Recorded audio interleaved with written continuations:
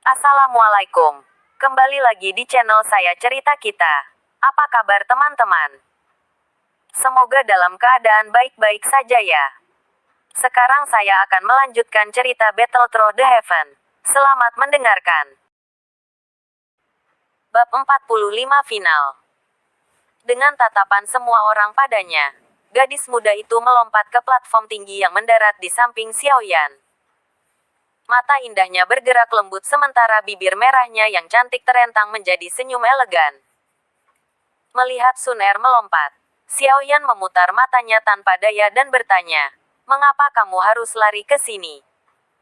Sun Er membentuk sedikit senyum. Tidak menjawab. Matanya melirik Xiao Yu, yang wajahnya kini terlihat rumit. Sambil tersenyum, Sun Er berkata, "Xiao Yu Biao Jie, dibandingkan dengan Xiaoyan, usiamu sedikit lebih tua dan kamu bahkan pergi ke Akademi Jianan untuk berlatih. Dalam kondisi seperti ini, tantangannya agak tidak masuk akal. Jika Xiao Yu Biao Jie membutuhkan seseorang untuk menghilangkan stres maka Sun Er akan dengan senang hati membantu Anda." Mendengar ini wajah menawan Xiao Yu menjadi berat sementara alisnya berkerut. Melihat Xiaoyan dengan mata terpotong dia mencibir dan berkata, "Jangan bilang, kau hanya tahu bagaimana bersembunyi di belakang seorang wanita." Alis Xiaoyan berkedut. Di matanya, kilatan tak menyenangkan muncul. Pada saat itu, dia hanya ingin memeluk wanita ini dan mempermalukannya. Cukup.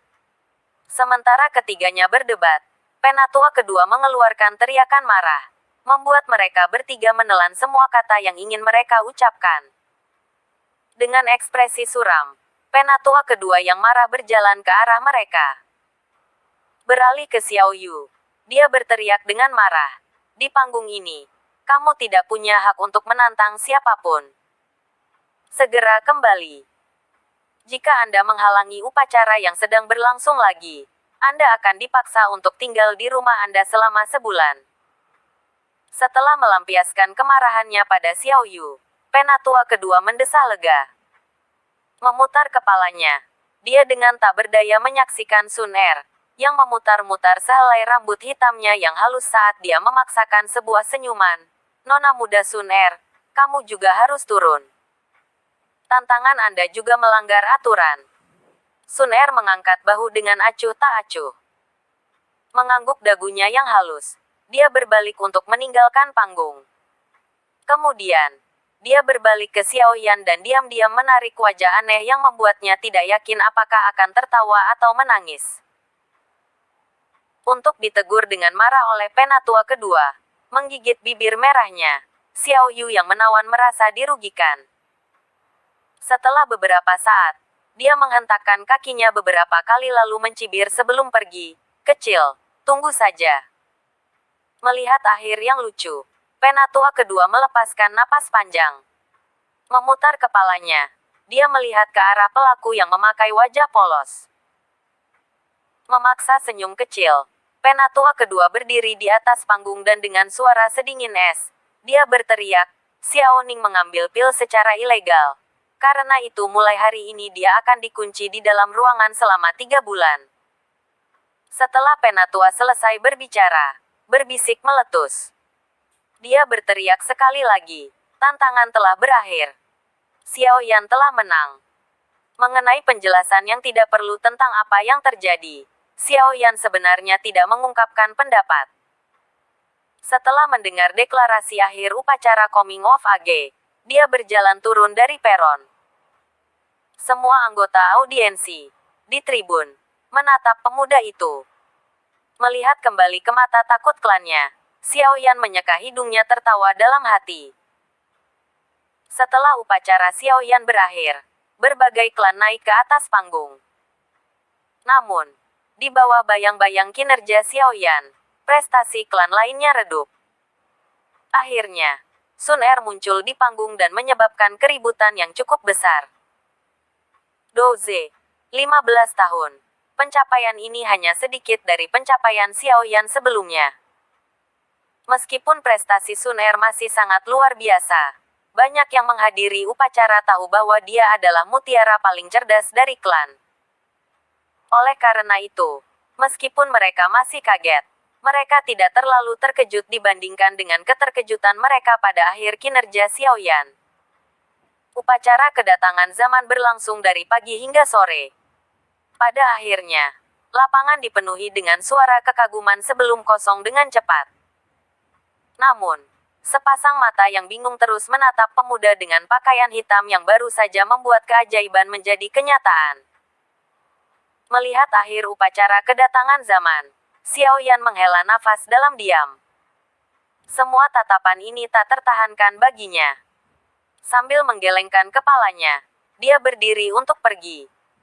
Hari ini, tampilan Xiaoyan GG benar-benar membuat orang terkesima dengan takjub.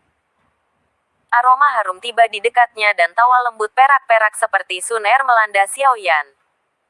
Menyentuh hidungnya, Xiaoyan mulai tertawa. Awalnya, aku juga percaya bahwa Xiaoyan GG tidak tahu teknik Do, tetapi siapa yang mengira kau menyembunyikannya dengan sangat baik. Membawa tangannya yang halus ke belakang, Sun Er mengikuti di belakang Xiaoyan sambil memiringkan kepalanya sedikit ke samping. Senyumnya penuh dengan emosi. Haha, aku sama sekali tidak tertutup seperti kamu, Sun Er. Terakhir kali di aula teknik Do itu juga tidak terlalu umum. Sudut-sudut mulut Xiaoyan melengkung ketika dia berbalik dan berbicara. Mendengar itu, Sun Er berhenti. Matanya yang indah membentuk bulan sabit saat dia tertawa keras dan berkata, pengetahuan Xiaoyan GG benar-benar seimbang. Jika kamu benar-benar tertarik pada teknik Do itu, maka Sun Er bisa mengajarimu. Mengangkat bahu, Xiaoyan menggelengkan kepalanya dan berkata, tidak apa-apa. Menggigit lebih dari yang saya bisa mengunyah tidak akan membantu. Ini adalah sesuatu yang saya mengerti dengan jelas. Bagaimana dengan metode Qi? Penolakan Xiaoyan tidak terduga untuk Sun Er, tapi matanya yang hitam dan cerdas bergulir sebelum dia mendapat ide. Berhenti. Xiaoyan menyipitkan mata dan berkata dengan ambigu, tidak bisakah kita pergi ke balai metode Qi untuk mencari metode Qi dalam 5 hari? Teknik tertinggi klan Xiao hanya tingkat menengah Suan, Raging Lion. Selain itu, Xiaoyan tidak memenuhi syarat untuk berlatih. Sun Er menggunakan tangan kecilnya untuk mendorong sehelai rambut hitamnya yang halus ke samping. Dia mengerutkan mulut mungilnya dan sepertinya dia memilih kata-katanya dengan hati-hati. Beberapa saat kemudian, dia berbicara dengan lembut. Sun Er bisa mencoba mendapatkan metode Suan Qi tingkat tinggi untuk Xiaoyan GG. Bagaimana dengan itu?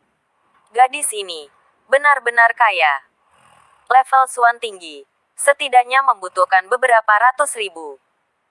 Menghela nafas ke dalam, Xiaoyan memaksa tersenyum. Jika dia tidak secara kebetulan bertemu dengan Yao Lao, mungkin akan sangat sulit baginya untuk menjembatani kesenjangan antara Sun Er dan dia. Bahkan jika bakat bawaannya tidak kurang, hanya latar belakang misterius Sun Er adalah sesuatu yang tidak bisa dia bayangkan. Dia diam-diam mengelus cincin sederhana dan tanpa hiasan. Tenang mengisi hatinya ketika dia tahu bahwa cincin itu akan menjadi rahasianya untuk menjadi kuat kembali. Menatap Sun Er, Xiaoyan tertawa. Menggelengkan kepalanya sedikit, suaranya yang lembut memegang keterikatan yang keras kepala. Tidak perlu. G ini akan bergantung pada kekuatannya sendiri untuk menjadi kuat. G, saudara. Sun Er berhenti. Mengedipkan matanya yang tajam, dia menatap punggung Xiaoyan yang tak pernah berhenti. Tak lama setelah itu, dia tiba-tiba tersenyum, sepertinya. Pada akhirnya, Xiaoyan GG, Anda benar-benar memiliki orang misterius di belakang Anda. Ya, apakah saya perlu memeriksanya? Dengan tampang yang agak termenung dia mendekatkan jari ke dahinya. Setelah berdiri diam selama beberapa saat, Sun Er tanpa daya menggelengkan kepalanya. Lebih baik tinggalkan dia sendiri. Saudara Xiaoyan membencinya ketika orang lain mencoba ikut campur.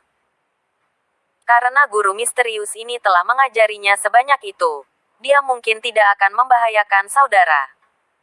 Bab 46. Xiao Yan yang marah. Setelah upacara kedatangan zaman, Xiao Yan akhirnya bisa mengambil nafas. Hari-harinya, yang biasanya penuh dengan latihan, menjadi santai. Meskipun bahan-bahan yang sebelumnya dia beli untuk yayasan eliksir hampir habis, Xiao Yan tidak mempertimbangkan untuk membeli lagi. Dia sekarang akhirnya telah melangkah ke Duan Qi ke-8 dan pada tingkat ini manfaat dari yayasan eliksir hampir tidak ada artinya. Sekarang meskipun yayasan eliksir kehilangan penggunaannya, Yao Lao menahan diri untuk tidak menggantinya dengan yang baru. Sebagai gantinya, dia mengatakan kepada Xiao Yan untuk menggunakan periode waktu ini untuk bersantai dan menenangkan kondisi mentalnya. Cara pelatihan yang sebenarnya adalah melatih dalam pertarungan dan istirahat di antara mereka. Melatih diri sendiri sampai mati mungkin menjadi bumerang dan menuntun seseorang ke jalan yang salah. Selama hari-hari yang santai dan bahagia ini, Xiao Yan, yang terbiasa bekerja keras setiap hari, merasa bosan sampai mati tetapi dia tidak punya pilihan dalam masalah ini. Setiap hari, dia hanya akan menemani Sun Er berkeliaran di kota. Namun, kadang-kadang dia pergi ke belakang gunung untuk melatih teknik dounya. Xiao Yan saat ini tidak diragukan lagi menjadi fokus keluarga Xiao. Kemanapun dia pergi, tatapan hormat menempel padanya seperti bayangan. Dan beberapa salam hormat di sana-sini membuat Xiao Yan bertanya-tanya pada perbedaan perlakuan sebelum dan sesudah penampilannya. Peng. Di hutan lebat dan subur di pegunungan belakang, bayangan seperti monyet yang kuat menghindar dan melompat dengan kecepatan luar biasa. Itu bergerak melalui hutan dengan cepat dan gesit, menghindari semua rintangan di jalurnya. Kemudian, dengan bunyi gedebuk, tinju yang berisi ki dan kekuatan ganas memecahkan sebatang pohon yang lebarnya setidaknya 2-3 meter. Retak pada pohon itu menyebar terus-menerus. Dan akhirnya, dengan bang, pohon itu patah menjadi 2. Dengan gesit menghindari pohon yang tumbang, Xiao Yan melompat di atas batu. Dia mengarahkan tangan kanannya ke pakaiannya yang tergantung di pohon tumbang dan spiral kekuatan tiba-tiba muncul, menarik pakaian ke arah telapak tangannya. Menyeka keringat dari alisnya, Xiao Yan menghembuskan udara dan perlahan mengenakan pakaiannya. Mengenakan pakaiannya secara acak, alis Xiao Yan tiba-tiba terangkat. Dia menyipitkan matanya saat dia melihat ke arah luar hutan dan tertawa kecil. Mulut Xiao Yan berkedut menjadi senyum muram saat dia menyisihkan daun di pundaknya dan mulai berjalan keluar dari hutan. Keluar di hutan, cahaya dari matahari jatuh ke tubuhnya, meresap ke tulangnya dan memberikan perasaan nyaman yang hangat jauh di lubuk hati. Menutup matanya saat dia menyesuaikan diri dengan sinar matahari, Xiao Yan sedikit memiringkan kepalanya dan melihat sosok seorang wanita di atas batu yang tidak terlalu jauh darinya. Matahari menyinari sosok halus gadis anggun yang tinggi, menyoroti lekuk tubuhnya yang menawan, terutama sepasang kakinya yang panjang, ramping, dan melihat ke arah Xiao Yu yang duduk diam di atas batu, Xiao Yan meletakkan tangannya di belakang kepalanya dan perlahan-lahan berjalan menuju batu raksasa. Dia menatap keindahan tanpa ekspresi. Tatapannya jatuh sangat panjang pada sepasang kaki sensualnya, berlama-lama di sana lebih dari beberapa saat. Dia kemudian mengendus-endus dan mengeluarkan komentar angkuh, "Kakimu indah. Tidak perlu memamerkannya." Dengan hanya beberapa kata, wajah menawan Xiao Yu yang dingin berubah menjadi gelap. Dadanya sedikit naik. Xiao Yu menggigit giginya dan dengan dingin menjawab, "Apakah kamu tahu mengapa aku datang mencarimu? Untuk memukuliku?" Sambil menarik tangannya dari hidungnya, Xiao Yan menebak dengan santai, tertawa kecil. "Saudaraku terluka parah oleh pukulanmu dan sekarang terjebak di tempat tidur, tidak bisa bergerak. Karena kamu begitu kejam, aku, sebagai saudara perempuannya, tidak bisa membiarkannya diremukkan tanpa balas jasa." Sepasang mata indah Xiao Yu menatap Xiao Yan, penuh kebencian. Mulutnya membentuk seringai sinis, Xiaoyan memiringkan kepalanya dan mencibir. Kalau begitu katakan padaku. Dari sudut pandangmu. Dalam hal seperti itu haruskah aku tetap diam dan menerima serangannya? Membiarkannya mematahkan lenganku dalam proses itu. Xiao Yu menggigit bibir merahnya. Dia masih keras kepala menatap Xiaoyan. Matanya dipenuhi dengan kebencian yang tidak berkurang sedikit pun. Tidak. Jika dia benar-benar menghancurkan lenganku, hatimu hanya akan berduka untuk aku yang kurang beruntung selama beberapa menit.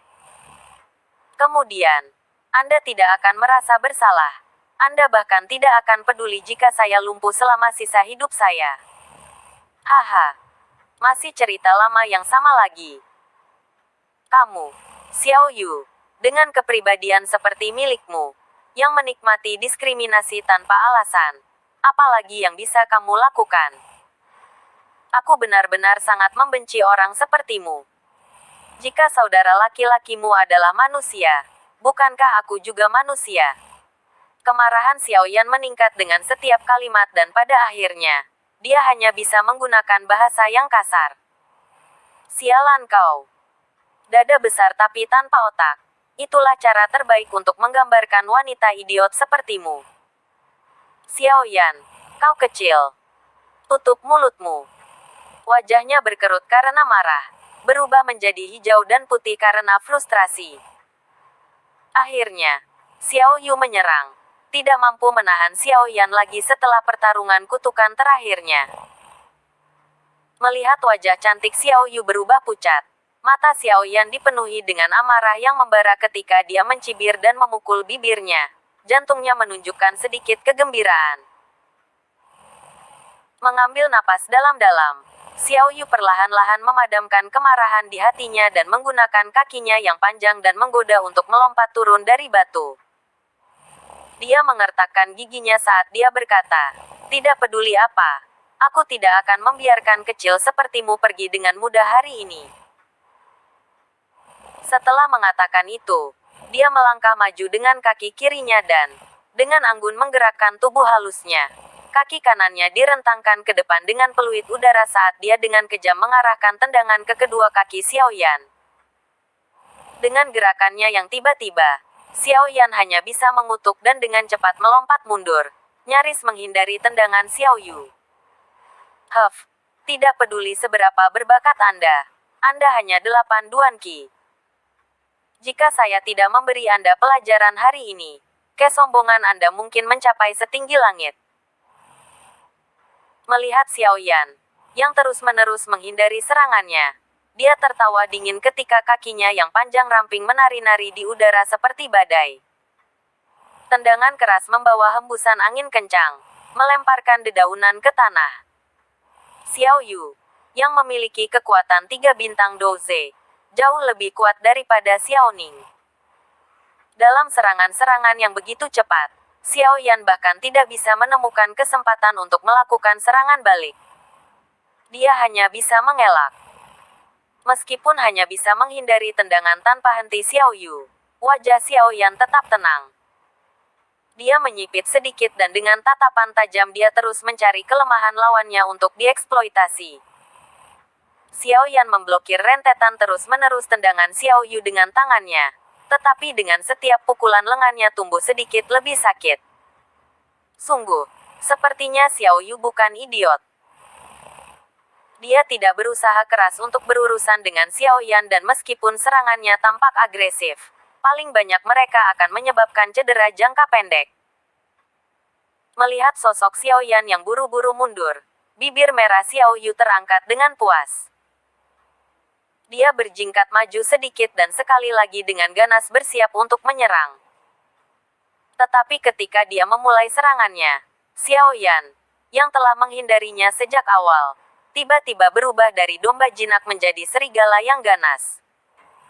Dengan telapak tangan Xiaoyan yang melengkung menunjuk padanya, Xiao Yu merasakan kekuatan isap yang kuat tiba-tiba menariknya dan dia terhuyung ke depan. Saat tubuhnya mencondongkan tubuh ke depan, Doki di tubuh Xiao Yu dengan cepat menyatu di kakinya. Dia akan berdiri teguh di tanah. Namun, daya isapnya tiba-tiba menghilang dan sebagai gantinya adalah kekuatan pendorong yang kuat. Dengan tarikan dan dorongan, Xiao Yu akhirnya kehilangan keseimbangan dan terhuyung mundur beberapa langkah. Tiba-tiba jatuh dan mendarat di pantatnya. Tiba-tiba didorong oleh ledakan keterampilan tiba-tiba Xiao Yan. Xiao Yu tampak sangat terkejut. Dia benar-benar lupa untuk segera bangkit kembali dan ketika dia akhirnya tersadar dari linglung dan mencoba bereaksi, sesosok menyerupai harimau ganas turun dari langit dan menjepitnya dengan cepat ke tanah. Bangsat, tuan ini akan memu hari ini.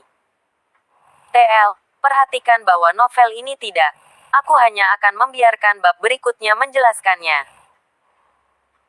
Memar-memar di wajahnya dan luka-luka di sekujur tubuhnya membuat Xiao Yan menarik napas saat kedua tangannya menjepit nadi Xiao Yu di pergelangan tangannya yang pucat.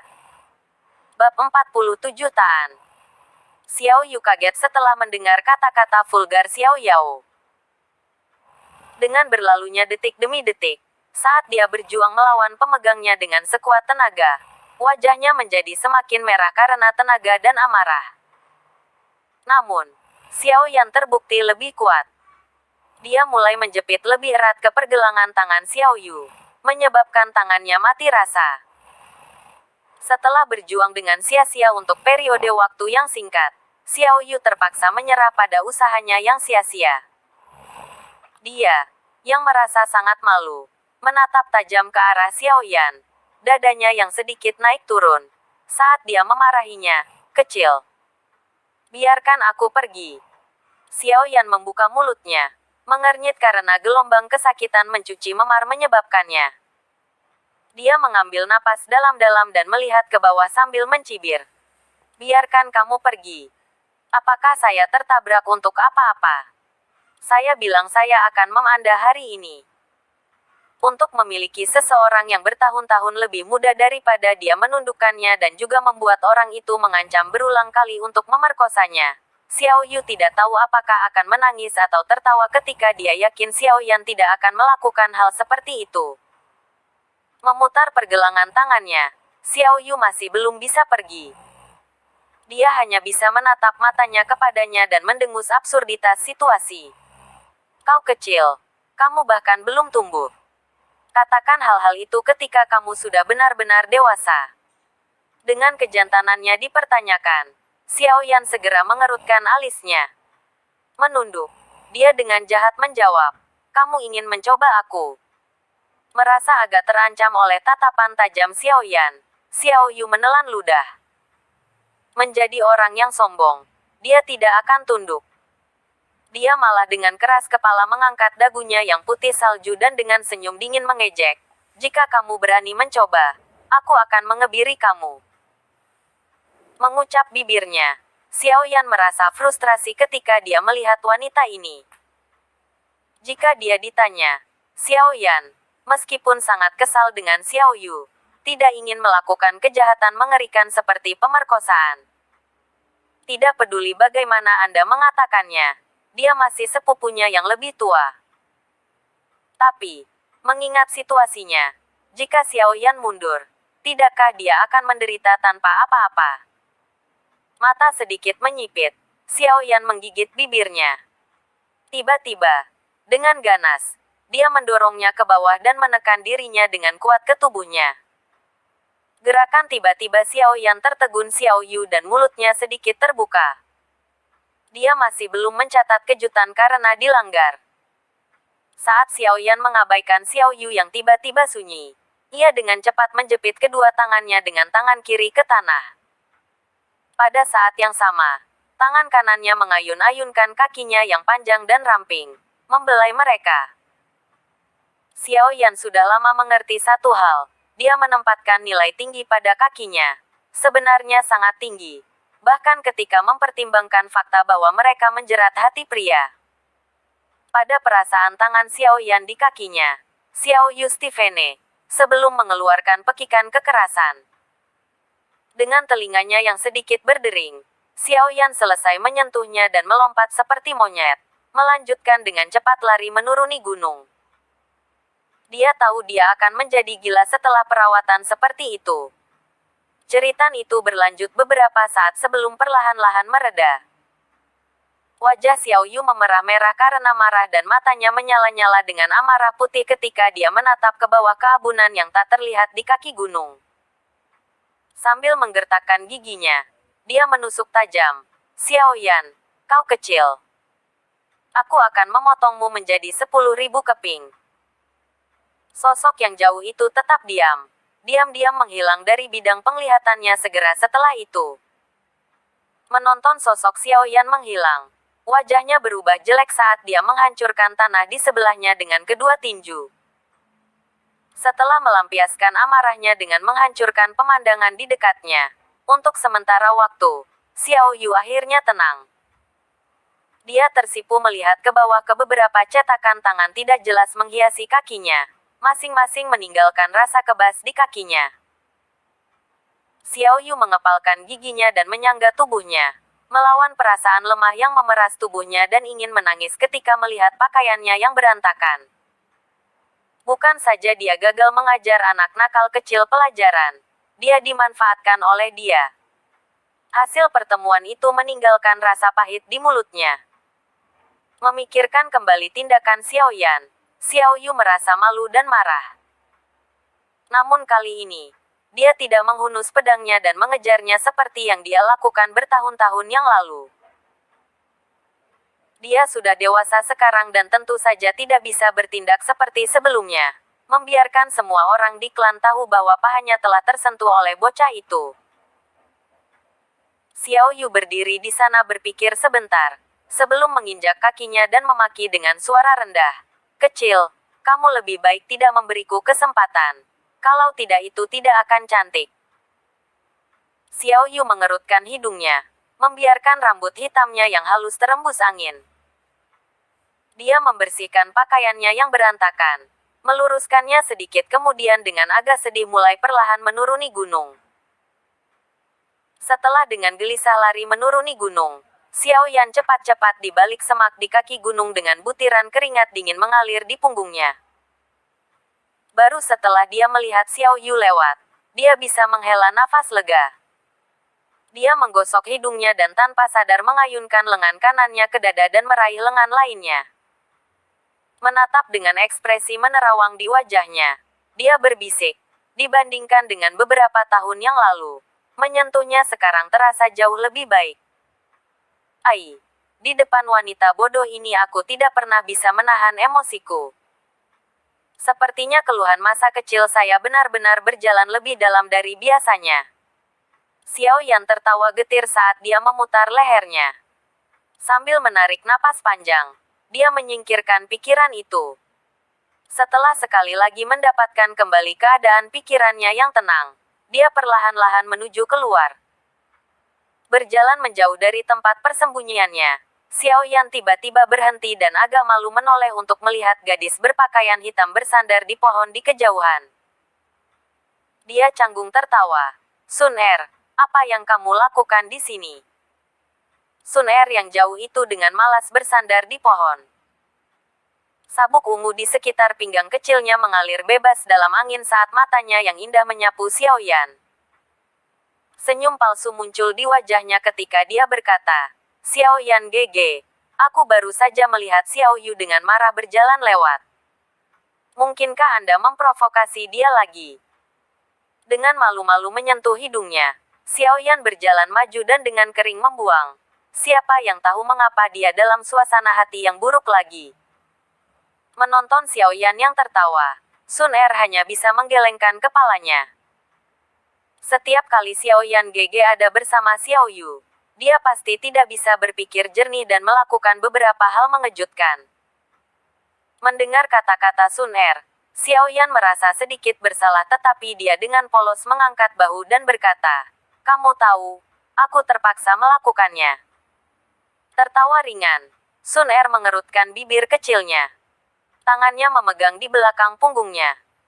Kecantikan anggun gadisnya agak bergerak. Besok adalah hari untuk pergi ke paviliun metode Qi untuk mencari teknik baru. Xiao Yan GG harus bersiap. Dia berkata saat dia pergi tetapi suara itu tetap ada. Bab 48 Paviliun Metode Qi berdiri di dalam kelompok. Xiaoyan mengangkat kepalanya untuk melihat paviliun kolosal di depannya dan menghela napas, mengagumi pemandangan yang menakjubkan di hadapannya. Di papan nama di depan gedung ada 3 kata terukir, Ki Method Pavilion, yang memancarkan keagungan kuno. Papan nama di depan memiliki rona kuning sedikit dan ditambah dengan keripik dan penyok yang menutupi tubuhnya. Jelas bahwa tempat ini telah melewati perubahan waktu. Ini adalah tempat paling penting di seluruh klan Xiao, Paviliun Metode Qi. Setiap metode Qi tunggal yang telah dikumpulkan klan selama ratusan tahun terakhir semuanya disimpan di sini. Teknik-teknik ini adalah fondasi di mana klan Xiao mengamankan statusnya sampai hari ini. Sebagai tempat terpenting klan, keamanan di paviliun sangat ketat. Pada setiap hari, itu pada dasarnya adalah tempat terlarang yang bahkan anggota klan Xiao dilarang masuk. Hanya setelah upacara kedatangan zamanlah tempat ini akan sementara dibuka untuk klan. Menyipitkan matanya, Xiaoyan dengan singkat menyapu pandangannya ke beberapa sudut tersembunyi paviliun yang disembunyikan oleh bayangan. Persepsi jiwanya yang tajam memberitahu dia bahwa setiap gerakan yang dilakukan di tempat ini diawasi dengan ketat oleh para penjaga yang menyembunyikan diri.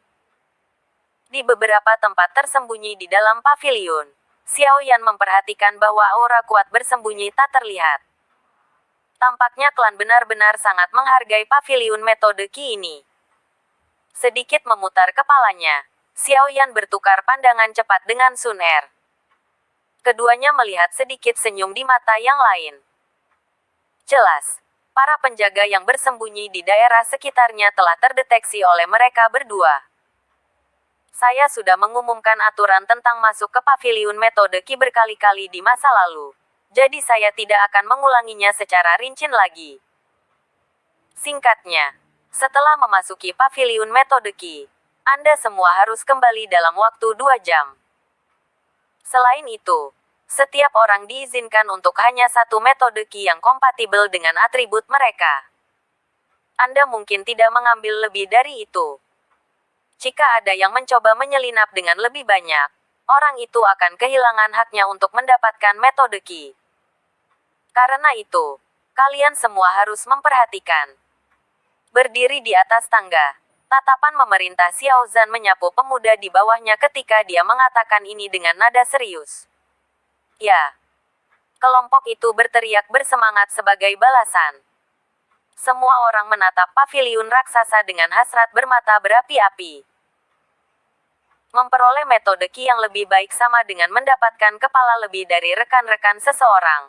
Langsung menempatkan diri mereka di depan.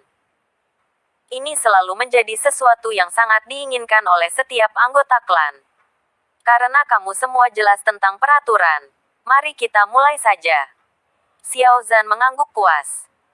Dia mengambil langkah mundur dan mengungkapkan pilar batu yang ada di depan pintu paviliun. Tinggi pilar itu sekitar 1 meter dan di atasnya ada bola kristal bening. Dengan gerakan tangannya, 2 penjaga yang berada di belakang mulai mendorong pintu hitam besar itu. Pintu-pintu itu menghasilkan derit rendah ketika mereka perlahan-lahan terbuka. Setelah menentukan atributmu, kamu bisa memasuki paviliun. Ingat, saat memasuki, ikuti bagian yang ditandai dengan atribut Anda yang sesuai. Jangan sengaja berkeliaran di jalan yang salah. Mengangguk-angguk ke arah kerumunan, Xiao Zhan memberi isyarat agar ujian dimulai. Melihat sinyal Xiao Zhan, seorang pemuda di depan dengan penuh semangat melompat ke tangga. Saat dia meletakkan kedua tangannya di atas bola kristal, cahaya hijau samar dikeluarkan. Atribut angin. Oke, Anda bisa masuk.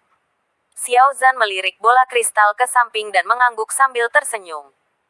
Karena seseorang sudah memimpin, semua orang di bawah tidak bisa lagi diam.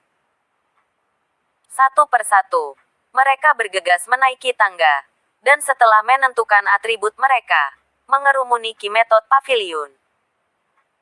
Melihat kerumunan menipis di sekelilingnya, Xiaoyan menyentuh hidungnya dan tersenyum pada Sun Er. Mari kita lihat teknik apa yang bisa kita dapatkan. Sun Er dengan manis mengulurkan tangannya. Metode Qi Klan sebenarnya tidak menariknya sedikit pun. Namun demikian, karena Xiaoyan tertarik, dia dengan senang hati akan menemaninya. Karena pasangan itu tidak terburu-buru. Tidak sampai semua orang sudah masuk sehingga mereka mulai perlahan-lahan berjalan menaiki tangga. Melihat ini, Xiao Zhan hanya bisa memberi mereka tatapan tak berdaya. Xiaoyan melontarkan senyum lebar pada Xiao Zhan dan menyentuh bola kristal dengan telapak tangannya. Lampu merah menyala. Beberapa kali lebih terang daripada sebelumnya. Menyala, menandakan afinitas untuk atribut api. Xiao Zhan sudah tahu atribut putranya sendiri. Jadi ekspresinya tetap tidak berubah. Dengan anggukan kecil, matanya tiba-tiba melesat melintasi daerah sekitarnya dan kemudian dia dengan tidak mencolok melangkah maju. Membiarkan batuk, Xiao Zhan membungkuk ke depan dan mengucapkan dengan suara lembut. Passage of Fire. Jalur 3. Kamar 43. Setelah mendengar apa yang dikatakan Xiao Zhan, Xiaoyan awalnya terkejut, tetapi segera merasa itu lucu ketika dia menyadari bahwa ayahnya sebenarnya menyalahgunakan wewenangnya untuk putranya. Setelah memberikan anggukan yang hampir tidak terlihat, Xiaoyan berdiri di samping untuk mengamati. Sekarang giliran Sun Er untuk diuji. Sun Er memandang bola kristal mengkilap dan ragu-ragu sejenak.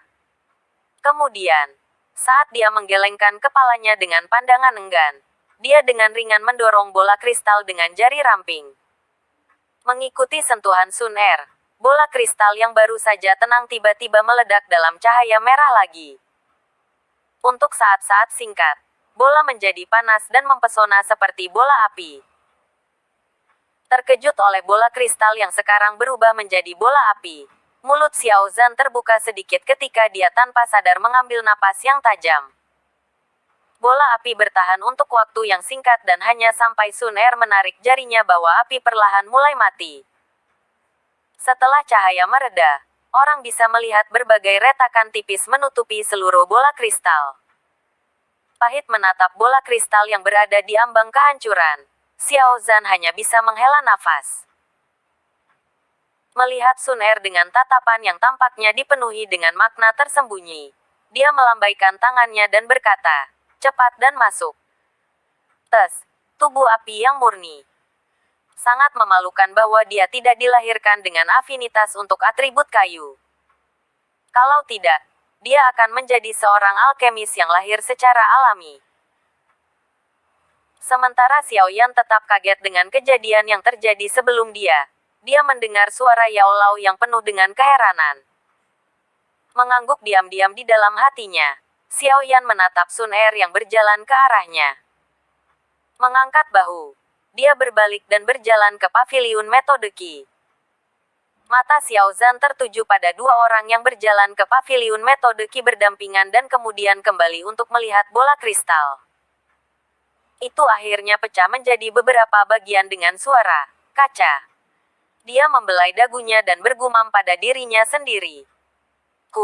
Ini benar-benar terlalu luar biasa. Gadis ini Sun Er. Dia tidak hanya memiliki temperamen yang baik, dia juga kecantikan yang nyata. Tapi latar belakangnya juga sangat menakutkan. Dia jauh lebih baik daripada Nalan Yanran itu. Kalau saja Yan Er bisa memiliki pengantin wanita seperti dia, alangkah baiknya itu.